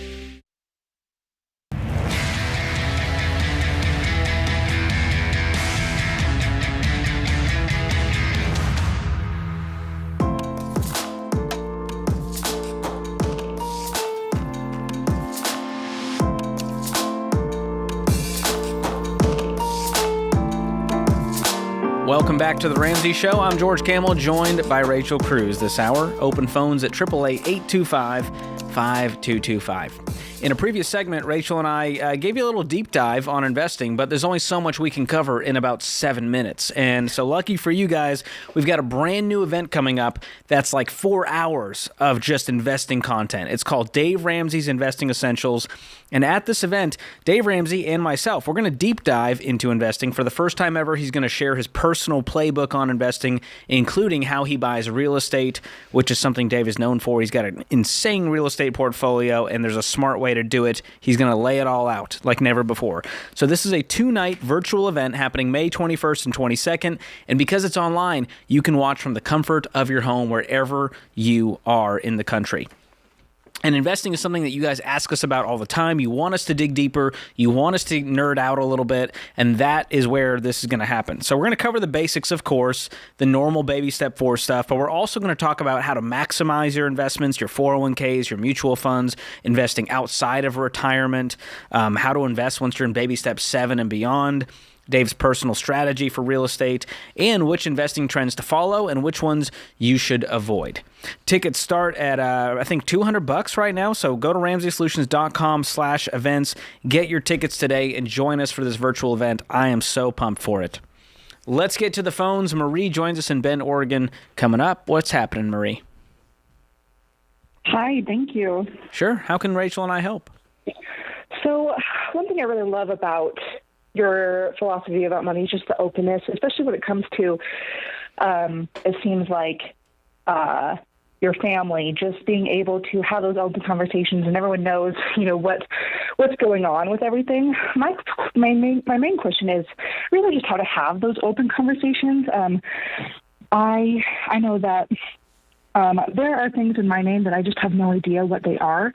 And I mean, that's not a terrible thing they're there, but I also just feel kind of in the dark. I think some of my family members who set up things just kind of want to wait till a certain time period. But I also just I don't know, I guess I just want to figure out how to navigate that. And also, just being able to be open in general. And are you money. talking more like with your nuclear family, like your husband and kids, or like your parents and siblings? Mostly my parents and grandparents, but yeah. Yep. It's definitely through with everyone. Yeah. So when you say your name is on things, and that means more from like an inheritance standpoint that you'll be receiving, Yeah, I guess so. It's not like your name is on the deed of houses out there and you don't know. It's not something like that. I think it's mostly just trusts and whatnot. Okay. So Yeah. you'd be a beneficiary on there. Are you coming from wealth? Do you know, have you guys done really well? Your My family? grandfather did very well. Yeah. Yes. Okay. And you just have no clue how much they have. You have no clue if there will be, or if what amount of money would be passed down to you. I mean, like those are the questions you're asking. Yeah, and I think whenever we talk about money in our family, it just is not as it's just not well planned out, I guess. I mean, again, I'm grateful for what my grandfather did, but I also there's not as much of the I just feel like left in the dark, and where I can't do smart things. Like I had my child, and I want to be able to set her up well and be open about things, and I guess I'm just looking forward to being able to set things differently up for her. And now I'm just trying to figure out if I can maybe figure out some boundaries or have discussions with my own family. I don't know. How old are you? I am 28. Okay. And how old's your parents? My dad is 60. My mom is almost 50. And your grandparents they're still living? Yeah. Yeah. Okay. And is that where most of the wealth came from, was your grandparents and your parents? And then, okay, I'm just trying to get a family tree a little bit of what you're thinking. Are you married, Marie? Yeah. I'm not. You're not. Okay. And how old's your daughter? She is 4. Okay, great. Yeah, I mean, I think at the end of the day, they're going to have to be the ones, your grandparents, if they're the ones that, hold most of this, that it's their decision on how they choose to do it. I think you could, depending on the relationship, have some level of a conversation of like, hey, here's what I've seen, and I just want to be able to plan well and just to know how to prepare if, or when something happens to you guys, and kind of what the plan is. And it's not from a gold digger's perspective in a sense, or like, hey, I'm going to just wait around till something's passed to me, because I don't want that for you either, Marie. I mean, I want you to have the dignity to stand on your own 2 feet, regardless of what you'll receive one day. Yeah.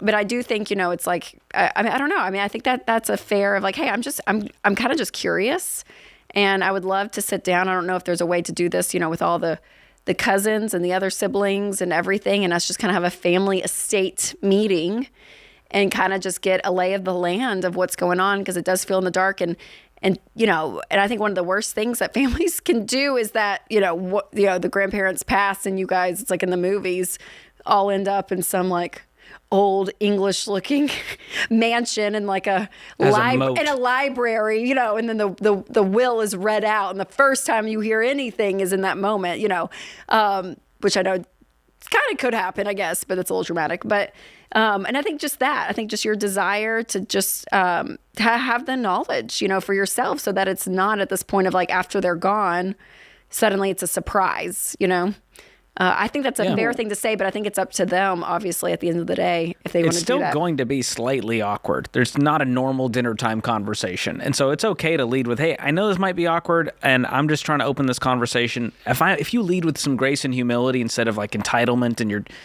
sort of aggressive about it, they may or may not tell you. And I'd also live my life knowing that it may or may not happen, because a lot of life will happen in between then. So like Rachel said, I would prepare for a life where you get zero inheritance, and prepare so that if you do get inheritance, you know how to manage it well. And regardless of it happens and how much it is, whether it's $1 or $10 million, but it's fine to be curious about it. But again, there's no, what kind of sparked this for you, Marie? Was there a moment that was like, hey, I'm actually wondering about this? I guess it largely just inspired by, setting things up for my own daughter, and then also just seeing the way that other people are able to operate, where it's more open. I just really like that. It's just like, I guess I'm wondering, how does it affect your financial life in the meantime? I definitely, I'm fine where I am. So I'm not like trying to ask them for money or anything. It's just like sort of like scratching the itch in your brain of like, I'm just curious, what's gonna happen here? Yeah, I've just kept on going. I think I'm just an overthinker. I've kept on going back and forth. I'm like, should I say anything? Does it really matter? Or do you have good relationship with your parents? Do they have a good relationship with your grandparents? Like, how's the family dynamic? It's definitely just there's just not really a whole lot of boundaries. It seems like so. It feels harder for me to navigate. Boundaries with money? Well, money and just other things in general. Like they overstep, they're too involved, or they like that kind of thing? In some ways, yeah. And then in other ways, it's, I don't know how to explain it really. No, you're fine. I just wondered, like, yeah, if you were just to like, be like, hey, Mom and Dad, I'm curious. How much are Grandpa and Grandma worth? Like, what's going to happen? You know, when they pass away? I don't know. Like, if you just very awkward conversation. It would be. And my question would be, I'm just curious, why would they be judging you? Would they not even know the numbers? Would they like what causes that to be awkward? Money. It was just always such a secret, and it was like we just always lived like we had nothing. But then there was actually, I think my parents actually had a lot. Then we just didn't, as kids know about. We were taught to stress about money. Yeah. And it's just strange. Okay. Yeah. I mean, again, to George's point, I don't know from the day-to-day aspect. I think it's something good for you to start saying, hey, I'm going to do something different with my daughter moving forward, and I'm going to have this to be a topic that's open. But we can't force people for it to be an open conversation. And just start with, I don't want to assume anything. I'm not here to be entitled. I just want to know. And that's it. It's just a place of curiosity, not expectation. That puts this hour of the show in the books. Thanks to my co-host, Rachel Cruze, all the folks in the booth, and you, America. We'll be back before you know it.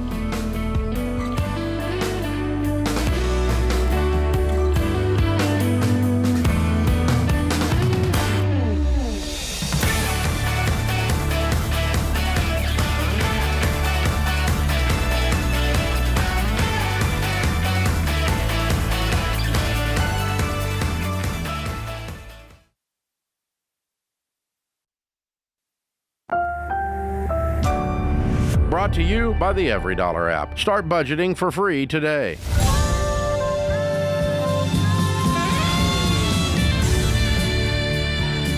Live from the headquarters of Ramsey Solutions, it's The Ramsey Show, where we help people build wealth, do work that they love, and create amazing relationships. I'm Ramsey personality George Kamel, author of Breaking Free from Broke, joined by best-selling author Rachel Cruze, latest author of I'm Glad for Where I Am. Yes, the new kids book. Thanks, George. You know what? I'm glad for where I am in the studio with the birthday guy. It's George Kamel's birthday. Happy birthday, George. Thank you. I heard that you were going to sing for me on air. Oh, Nick, you know me. Not the voice of an angel. Don't hide it under a bushel, Rachel. America needs to hear. Let your light shine. I wish I could. But my birthday was just, 2 weeks ago, I guess. And I was asked on air, I think by Ken Coleman, if I'm the youngest Ramsey personality. And I was like, I think I am. And then I realized, no, George is younger than me. And you'll never be younger than me. That's George. how time works. It marches on. It marches on. We keep moving forward. Well, you look younger. You're vibrant, energetic. You're doing fine. So are you, George. Thank the youth is there, but I could use a tan, but other than that. You're doing good. Thank you. It doesn't seem real, genuine when you laugh through it, but I appreciate that. The number to call is 888-825-5225. Call us and save the sinking ship. Leo is about to do that in Pittsburgh. Leo, welcome to the show. How can Rachel and I help? Hi, Rachel and George. Thank you so very, very much for taking my call. Sure. What's going on? So, little background for you guys. My wife and I are 27 years old. We don't have any debt outside of our mortgage, but we have a pretty large savings and a decent chunk of money that we add to it every month. And I've been wanting to get more aggressive with paying off our mortgage, and it's something that my wife is a little worried about doing. I think she likes the security of having the extra money in our savings account. So we've been kind of butting heads on what to do and how to approach that. And I was just hoping to maybe get some advice from you guys so that, I could better communicate a plan to her. Yeah. Does she know that we do? And what we would recommend to you is that you keep an emergency fund, even up to 6 months of expenses in the bank. Yes. So it's not draining it all the way down. And does that still make her feel uncomfortable? And I think like the big thing that she struggles with is her birth mother passed away when she was just a little baby, and she kind of lives in the way where she doesn't want to necessarily feel like she's constrained or living every single day to pay off our mortgage, because you just never know what could happen. And I can understand to that extent, but I'm still trying to help prepare our family for, a great future and financial success. And we have a 2-year-old daughter and a daughter on the way. So it's something that, like, I know in the back of my head, like, what the best move is, but I'm just trying to help lead her to that. Well, talk us through the actual numbers. What's your household income right now? So we're right around about $190 a year. Amazing. That's with both of you working outside the home? Yes. My wife works part-time. Okay. And I'm full-time. Okay. Wonderful. How much you guys have in savings? So we have $30,000 for our emergency fund, and then probably about another $110 sitting in a high-yield savings account. Wow. Way to go. That's great. And how much is left on the mortgage? $350 on the mortgage. Okay. And is the $30,000, would that be considered 3 months or 6 months or somewhere in between? What's the number for how many months I would float you guys for? It would be 6 months for us. Okay. And that's full expenses, all the little luxuries, or is that bare bones if we had to go down to the skeleton here to cover the bills? That would be keeping up with our current lifestyle. Nothing would change during that time. Great. And she's comfortable with the 30, but she wants the extra 110 as a just in case life happens. Yeah, pretty much. It's just, I don't know. I think that she almost thinks that if I'm throwing something at the mortgage, that it's just like disappearing and going away. And in reality, it's really not. But I guess it's just it's an emotional thing for her. But it's sort of locked away. Yeah. And Leah, do you guys enjoy life? Do you guys go on trips and, go to concerts? I mean, are you able to, you're not the kind that's like, oh my gosh, honey, we got to put everything towards the mortgage, because there's that intensity that people feel. And if she's like, whoa, chill, can we please just breathe and have fun with life? Like, I didn't know what the balance was for you guys. Yeah, there's definitely a balance involved. And good. Yeah. I think that I could be more intense than she can with a lot of things. But outside of that, I've been trying to reaffirm to her that our monthly budget would not change, and we would not necessarily start skipping out on doing things that we enjoy that we typically would want to do. I would just, I was just kind of leading her in a way of anything extra that we had each month would go directly towards the mortgage instead of just, getting thrown into a savings account where it's basically doing nothing for us. Right, for sure. Yeah. How much is your interest on your mortgage? It is 5.5%. Okay. Yeah, I mean, I could see, I don't know, George, I mean, because she's got a baby on the way. She went through something pretty traumatic in her life, right? That's, has put a perspective in her mind that is different than those that probably haven't walked losing a parent that young, right? So you can use that same logic to go, well, if anything could happen and we want true security, that would mean owing nobody anything. To where if I lost my job, we don't have to worry about a mortgage payment. So it would actually lower how much you would need in the emergency fund. It would limit how much risk you have in your life. So I think if that's her angle, then I think paying off the mortgage still would make sense. And I think showing her some of the math can help. She may not be math motivated, to show her, the interest and what you're paying in interest. And if we paid this down, here's what the balance would be. Here's how much would be going toward the house every month instead of lenders. Yeah. And maybe you kind of baby step your way into this, Leo. And maybe you're like, hey, let's get our mortgage to $290 tonight. Like, what if we could just throw 60 at it now? We keep 50 in the high yield. We keep 30 in our emergency funds, and let's just see how we feel. And then let's talk again in 3 months. Start on the shallow end of the pool. Yeah, I mean, seriously, yeah. Because, I mean, it is kind of a whiplash to... And now, if you're both on the same page and you're both like, hell yeah, heck yeah, we're going to like throw all this at the mortgage and it's going to be amazing.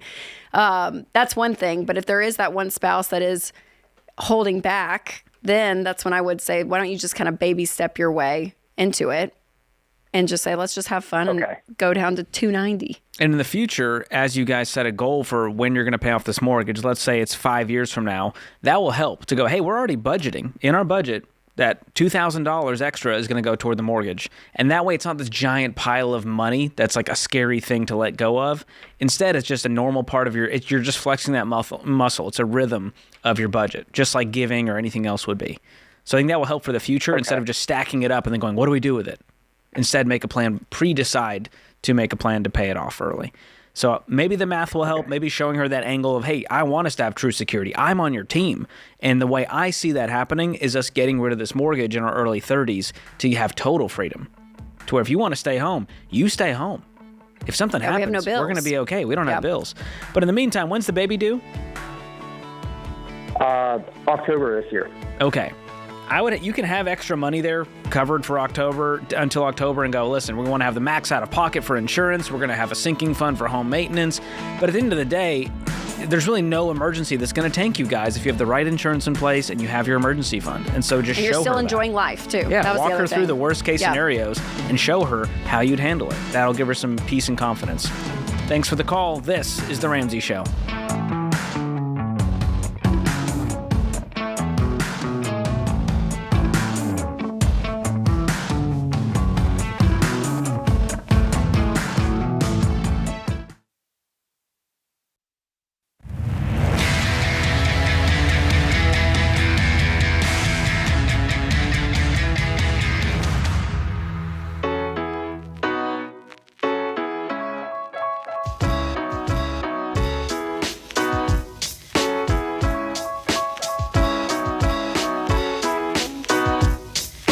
This is The Ramsey Show. I'm George Kamel, joined by Rachel Cruze. As you're listening or watching, do us a quick favor. The show is free, and it's also free to hit the share button, to hit the follow button, to subscribe, to leave a kind review, and maybe share this show or clip with a friend who may not know us or may benefit from hearing some of these money principles and some of these calls. You never know how it could affect them and how it could affect their future, and we want to spread hope. So thank you, all of you who have shared the show. You're our best marketing that we have. No billboard could do better. You guys, word of mouth, that's how we spread this message. Rachel, there was a recent article that gave me some hope, because there's a lot of news that doesn't give me hope, and this one is from Business Insider. Here's the headline. Let's get your take. Okay. Millennials are suddenly rich, saw wealth double after the pandemic. Wow. Is that, I'm assuming, housing? It's based on statistics, and I assume that they didn't go into it here, but here's what the article says. After years of killing off brands languishing with student loans and splurging on avocado toast instead of buying houses, millennials might finally be emerging on top. Ah, look at us, George. I sense some sarcasm in there. But okay, a new report from the Center for American Progress, a left-leaning think tank, looked at how wealth changed for different age cohorts from 2019 to 2023. They analyzed data from the Fed, and they found good news that the wealth grew at a historic clip from the end of 2019 to end of 2023. So a 4-year span, the average wealth of households under 40 grew by 49%. Oh my gosh. That's pretty wild. That is wild. And wealth gains were higher for just millennials who were 23 to 38 in 2019. Their wealth doubled from the end of 2019 to 2023. And so they go on to say, to be sure, a cohort entering their prime earning years is expected to see a big wealth gain as its members buy houses, begin to invest in earnest. The most surprising finding is that the gains came during and after the pandemic recession, a type of contraction that historically has meant far worse economic outcomes for youngers caught up in its wake. Okay. Well, it doesn't say it in here, but I would have to assume that those who are homeowners, that's your who equity. Saw this. I mean, because what your home is worth today, we obviously all know because the housing market's still crazy. Yes. But for some people, it doubled, right? So saw wealth double. I mean, I would say that's a big part. And we see stats a lot with millennials and Gen Z, for that matter, with lower credit card debt. Even like we see sometimes, studies come out around that, or avoiding personal loans. I mean, there's certain things that age groups maybe have seen from their parents and what they've done, and they're choosing something else. Maybe they're investing more because the market was good at certain points, right? We've had some good years. So if you were in the market investing, if you were in the housing market with home ownership, you're going to see your wealth grow. Your net worth is going to grow, which is probably the best scoreboard for finances versus a credit score or something else. So I like this, and I want to call out that this isn't just about millennials, because we know there's broke boomers, there's wealthy boomers. There's broke Gen Zers, there's Gen Zers doing better than us. Yes. And so there's nothing saying that there's a generational curse on any of these people, but it's all about the habits that you form. And the earlier you form them, the more wealth you're going to build. That's how this works. And the millennial age group, we were interesting, depending on, I know it's a span of years, but when we graduated college, we were entering the workforce during the recession of, that 07, 08, 09. That feel, that was so bad. That's when we entered the workforce, was at that point.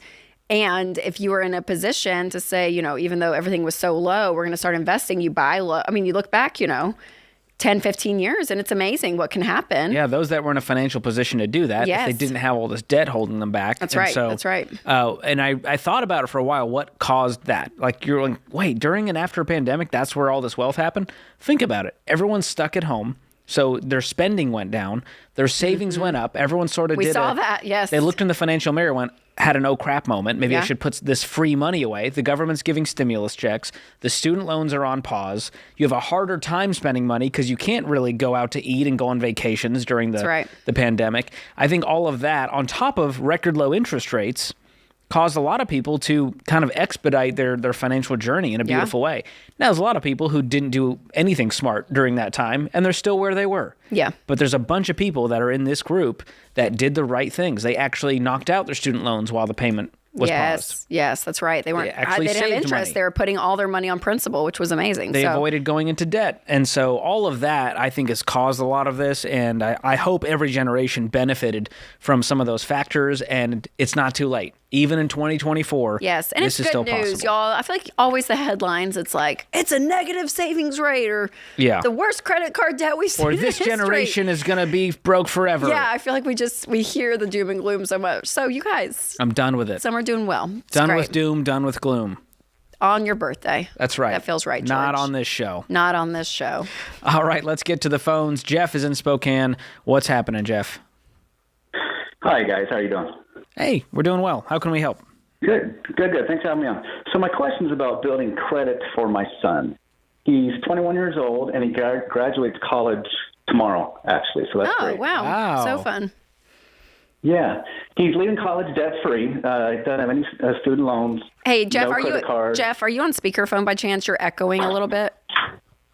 Is this better? Yes, thank you so much. Yep. Okay. Sure. Okay. He's leaving college debt-free. Doesn't have any credit cards, and he has a reliable car that's fully paid for, and he won't be needing a car anytime soon. So wonderful. He's good there. Yeah. He has already accepted a job in Nashville at a hospital, and he'll be relocating in July. Wonderful. Yeah. The issue we're having is the apartment complexes that he's looked at, that he's all considering, they want a positive credit history, along with an offer letter showing that his agreed upon salary. He doesn't have any credit history because he doesn't have any credit cards. So I'm hoping you guys have some tips on building positive credit quickly, or any other suggestions on how to secure housing without a credit history. Absolutely, we do. Yeah. We're not the place to talk about positive credit history, Jeff, but we can tell you that I understand that. I understand that. Yes, but we can tell you that it is still possible to rent an apartment without a credit score. So it is.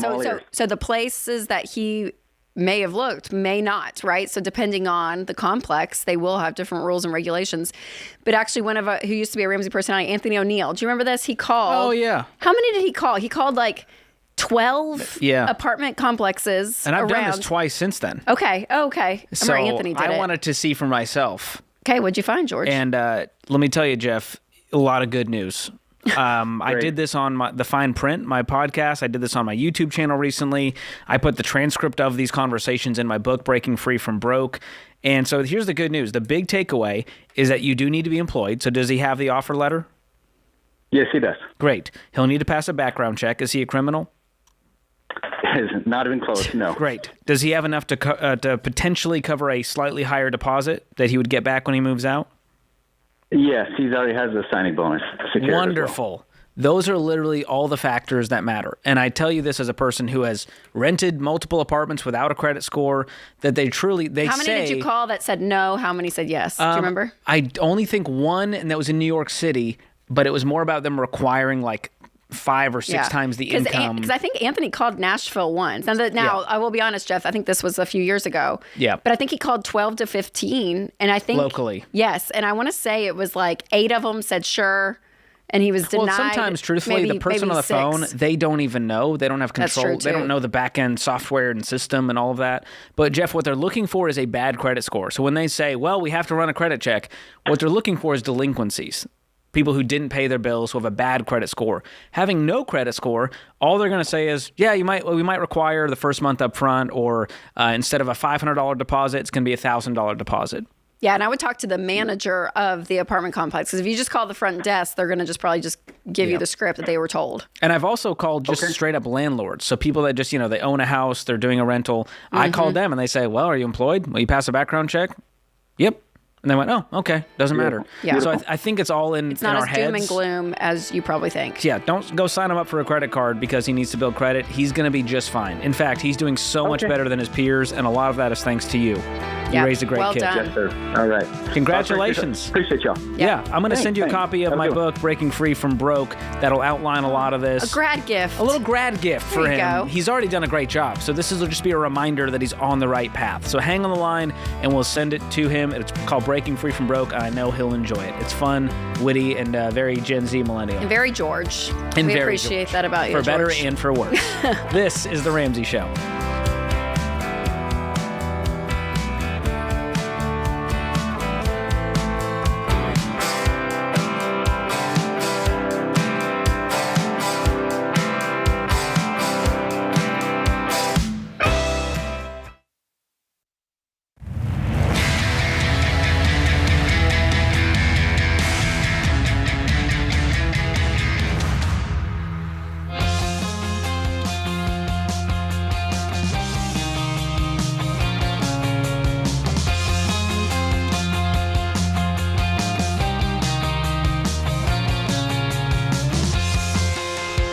Welcome back to The Ramsey Show. I'm George Kamel, joined by Rachel Cruze. As you've been listening to the show, you've probably heard us mention EveryDollar. That is our world-class budgeting app. It's the best way to make the most of your money, creating and sticking to a monthly budget. EveryDollar helps you do that. You can plan spending, track your expenses, use sinking funds, save for your goals, and it's an easy-to-use app that fits into your busy lifestyle. Both spouses can be logged into the same budget, and it really is just an intentional spending plan. You keep a pulse on what's actually happening with your money, and it helps people win, regardless of where they're at in their financial journey. So you can download EveryDollar for free in the App Store or on Google Play today. Be sure to check that out. Especially as we begin a new month. My wife and I, we did our budget. It was May 1st, and we were a little late because we already started the month. We say do it before the month begins. Yes. But, we have a baby. He's a little crazy. Yeah, got a little grace. And it was wonderful. We both just talked through it. Hey, what's coming up this month? What do you have? How much, blow money you're going to need this month? Oh, yeah, she needs to buy some new dresses, yada, yada. And I know you posted that May is an expensive month. So a lot happening. It is an expensive month. Life blossoms in May. I mean, I don't know what it is. And I think it's, age of kids, but I mean, it's everything. There's so many fees and gifts that you give in May, into the school year. I mean, there's all of that. People are can you Venmo this or Venmo that, for this person or that person. And there's a lot. Summer camps, sometimes some of the deposits are due in May. It's a very expensive month. And time-wise, George. There's time and money. There's a lot. 2 finite resources. So you better make the most of the money, at least, with EveryDollar. And then you don't go... And that lowers the stress because you're like, here's what we planned. Teacher's gifts. I have that in the line item this month. And I went today, actually, and did some shopping online for them, which was so fun because I do love giving them gifts. And I'm like, great. I know how much I have to spend.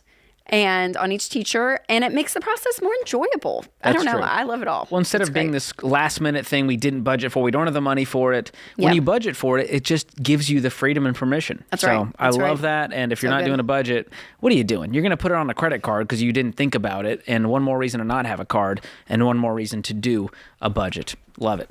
Brianna's in Chicago up next. What's going on, Brianna? Hi. Thanks for taking my call, George and Rachel. Happy birthday, George. First of all. Thank you. And happy belated birthday, Rachel. Oh, thanks. She really and mine cares. was back a few weeks ago. So, awesome. actually, so my question, I've been using the baby steps for a long time, and I have no real estate, and I just haven't been in a position to be able to buy anything. So I feel like I'm not really using the baby steps, but I'm trying to do everything else. So I guess my question is, what should I do? I'm happy to share. Well, when you say you're not using the baby steps, you're doing all of the steps, but you're just skipping 3B, which is save for a home down payment. Yeah. Well, I know, but I have a lot of cash, and I have retirement funds, and I have a self-managed brokerage account, and Good. emergency fund, and no debt. And, Wonderful. And I'm 47, so I'm getting older and older and older. And then I know, Dave Ramsey says that real estate's an inflation hedge. And so it's absolutely one right now. Yeah. And and you're in the Chicago area? Yeah. Ish? So I'm not, yes, I'm not in a place where I can buy a place easily. I mean, the only thing I know to do is just try to stack up cash and watch everything get more expensive and watch my cash get less valuable. Well, we'll try to help you set at a more concrete goal instead of just hope and pile up cash. So how much money do you have that is in non-retirement? Like, count up the brokerage and count up everything that's not your emergency fund. How much could you liquidate? 190. Okay. And you're saying 190 is not enough to put down on a property for you to live in? Because it feels like enough for me, even if it was a condo or townhome in your area. Well, I'm in a weird position too, because I've worked very hard. I have a pension, and I'm starting a new career, and I have no kids, no spouse. I froze my eggs, so. So what does this have to do with your home ownership journey? I'm working very hard. I don't know where I'm going to be in the next couple of years. I mean, I kind of know. Has your career been in this area? Is it a in-office job? No, it's a very. I mean, didn't you write the book about doing what you love or something like? Ken Coleman. That's Ken Coleman. From Paycheck to Purpose. Yes, so I'm living purpose now, and so I've worked my butt off to be able to live. Okay, but you're saying, hey, I don't know where I'll end up. I might move in the foreseeable future. Are we talking 2 years, 3 years, or is this like 7 years? It's very industry. Whatever the industry wants is where I'll go. I'm saying I'll probably be in this area for the next couple of years, but I don't know about 3 to 5 to 7. I'm not really sure. Okay. Well, if it's at least 3 years, I think it's a wise thing to buy, and you don't have to go get a giant single-family home just because. You can get a condo or townhome, and that'll still be a great hedge. It'll still appreciate in value, and I think it's a wise thing to do instead of having, to have a fixed expense instead of, paying rent every month. Especially, you've done such a great job all across the board. You have 190 down. Yeah, and rent's going to continue to go up as well. So you can either choose to pay yourself, in a way, to build equity, or you're paying someone else. And again, renting for a season is a really smart idea if you don't have the money. But you're in a great position to have the money and to build some equity and all of that. And I know, even we have some friends, couple of families that we know that have moved from Chicago, and almost they're saying it's not even as much as the house price anymore. It's the taxes. How expensive property taxes there. It's wild. So, you do want to be wise with it and know, but yeah, I mean, I would be putting something into an asset like that, Brianna. I mean, I think it's a great place to put your money. And so the parameters, Brianna, to help you kind of just go, okay, I'm ready or I'm not ready, is can I do this on a 15-year fixed rate mortgage where it's 25% of my take-home pay, which means after taxes, but before other deductions like 15% investing, your healthcare premiums. So if you do that math, how much do you make a year gross? Oh, well, it's weird to say gross because I could just say I bring home eight a month. But that's after you invest and pay health care. Well, that's net before investing. Before, because you don't have an employer investment plan? Well, I already have about $700 in retirement. Okay. Well, let's go with the 8 number and then go, okay, we want 25% of that going toward mortgage. That means you want to spend about $2,000, and that includes principal, interest, taxes, insurance. So now you have an actual ballpark of what kind of home you can afford. And that might be, okay, I can afford a $400,000 townhome in this area based on putting $190 down and taking the rest out in a mortgage, and that's what this payment would end up being. And then you go, all right, let's shop. I'm going to get in touch with a Ramsey trusted real estate agent and start shopping the market and find something in my budget. Okay. But I don't want you to sit on the sidelines for years because you don't have enough to pay cash and the market's a moving target. Buy it when you're ready under those parameters. Okay. And if that means, I'm going to move a little further out, I'm going to do a condo instead of single family, it's okay to adjust expectations and, it's not settling. You're just going, here's the reality of what I can afford. Right. So I hope that helps with just putting some bones on it. It feels like it's been a lot of emotion, and here's what I think I should be doing, and I'm not doing enough. The great housing crisis of 2008, and I was a victim of that. Mm-hmm. You've seen some things. I found Dave Ramsey, and so it took me 4 years to sell a condo at half the price. So I went through that. So Totally. I'm very, very traumatized about buying a place. Yeah, totally. And rightfully so. You've been burned by it, right? But all the indicators that we can see is that it's just going to continue to slowly go up. What's your rent right prices. Now? Sorry? What's your rent right now? Oh, it's 28. Okay. So you're already paying $2,800. So it's not like, switching over to a mortgage with your income and finding something even cheaper with a mortgage, I think is very reasonable. Okay. And it's also not going to go up next year. Yeah. Stick to a 15-year fixed rate conventional. Okay. So I hope that helps and gives you some hope. I'm going to send you a copy of Dave's new quick read called Real Estate the Ramsey Way. I hope it gives you some confidence and peace as you enter this home ownership process. And I'll also gift you my new home buyers course that's inside of Ramsey Plus. I'll gift you a Ramsey Plus membership to go watch that as well. So hang on the line. Kelly will pick up. We'll gift you both of those. Hope it helps you along the journey. This is The Ramsey Show.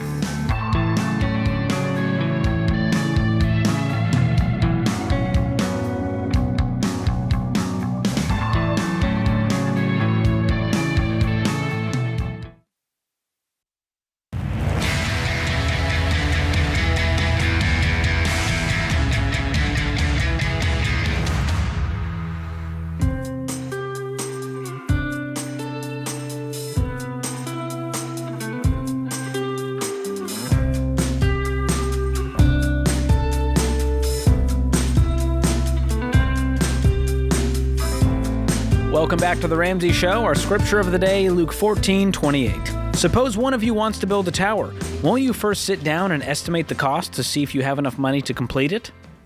Love that one. Look at that. Luke talking about budgeting. Look at that. To know if you have the money. Before you start something. Ahead of his time, that Luke. He was a doctor, right? Yeah, I think that's what they said. Yeah. Very process numbers focused. I like that guy. Not a disciple. Is this your fun fact? Right? Not a disciple. I'm just all the Matthew, Mark, Luke, John, All right. There's a biblical fact. Take me back to Awana. I got some learning to do, Rachel. All right. The quote of the day comes from Graham Norton. A good rule to remember for life is that when it comes to plastic surgery and sushi, never be attracted by a bargain. That I've always told Rachel that. And, she's a big fan of both. And it's hard. You get tempted by the price. I'm kidding. She hates sushi. She hates sushi. Gosh. I'm having fun. It's my birthday. Am I allowed to make a joke? Unbelievable. It's my American right. Expense. It's my First Amendment right, Rachel. Give me a facelift and a spicy tuna and call it a day. Here's $100. Go get you something nice. Oh my God. All right, let's get to the phones. Todd is in Baltimore. Todd, how is it going? Todd, solve us from this crotchety old man. Man. Todd can't help. Todd, can you help us? Can we help you at least? Can you help us, Todd? I hope you can. So my 20-year-old son is under contract to purchase a house for $45,000. and the house is probably worth about twice that much, which is why he's trying to buy it. But anyway, he's a part-time student, part-time working. He probably only brings in about $1,000 a month. I'm thinking I'd have to co-sign on the mortgage, but I'm wondering if I even need to do that because, my thought is, what if I take money out of my line of credit, we go to settlement with cash, we avoid the whole mortgage process and the costs with that, and then he gets his deed or whatever, and then he just turns around and gets his own line of credit and then pays me back. This sounds like two broke people just moving money around. Yeah, well, if you both need a line of credit, this might not be a good move. He may not be in a position to buy a house, even if it is a $45,000. Which I'm curious, why are they selling at half price? Oh, it's a friend of ours, and they're trying to help him get on his feet. Yeah, he's broke. He's a college student, part-time student. Right. So they're willing to basically gift him $45,000. Yeah. What kind of home is this, by the way? We'd be doing a juggling. Is this? Yeah, we'd be doing a juggling act for 2 years until he can get himself a job that is a more steady income, so he can actually be paying things. And then he's going to get into this house, and things are going to start breaking. They're going to have to replace. Yeah, I'm guessing this house is not like a wonderful house in perfect condition. No, it's ready. It's ready to go. He'd have to. Where do you guys live? I'm just curious for an $80,000 house. I mean, I've heard of like $180,000. Is this a manufactured you know what I mean? home? But I'm like, no. This is a row home in Southwest Baltimore. I'm just shocked that there is any quality real estate at that price in the Northeast. It worries me that there could be something. Why are they selling this? That's kind of one of the questions I have. Oh, well, it's a friend of mine she's got several homes, a handful of homes, and so she was going to just put it on the market and sell it. Yeah, so Todd, I would went say. To my son. So even though it's a deal, he can't afford it. Yeah, he can't afford it. Now, Todd, if you had $45,000 and you were like, you know what? Yeah, I'm gonna buy this and I'm gonna let my son rent it from me. You know, but then you're a lender and a landlord to your own son. That's awkward. No, not a lender. I'm just saying if Todd said, "Hey, there's a house." If he had the cash. Yeah, if he had the money and said, "Oh yeah, $45,000, I'll buy the house, son. For 2 years, you can rent it.